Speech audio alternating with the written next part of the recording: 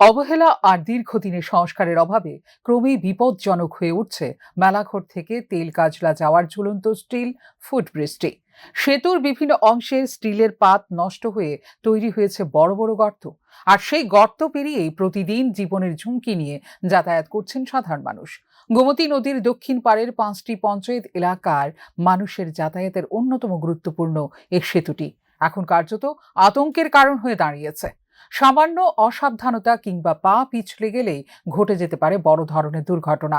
স্থানীয়দের দাবি, ইতিমধ্যেই ছোটখাটো দুর্ঘটনাও ঘটেছে এই সেতুটিতে। দিন যাবৎ প্রায় 1 বছর যাবৎ এই হাল অবস্থা। কোনো নেতা মন্ত্রী আয়া দেখা দেখা যা, কোনো কিছু এটার সমাধান করে না।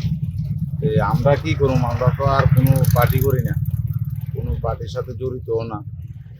এই নেতারা কইলো কি না কইলো কি, এই হচ্ছে বর্তমান অবস্থা। দুর্ঘটনা হয়নি?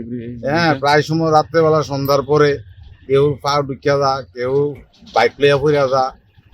যেমন কিছুদিন আগে আমার সাথে। স্থানীয়দের অভিযোগ, সমস্যাটি নতুন নয়। দীর্ঘদিন ধরেই সেতুর বিভিন্ন অংশে ক্ষয়ক্ষতি দেখা দিয়েছে। বিষয়টি সংবাদ মাধ্যমে তুলে ধরার পরও 1 মাস পেরিয়ে গেলেও সংশ্লিষ্ট দপ্তরের পক্ষ থেকে কার্যকর কোনো উদ্যোগ দেখা যায়নি।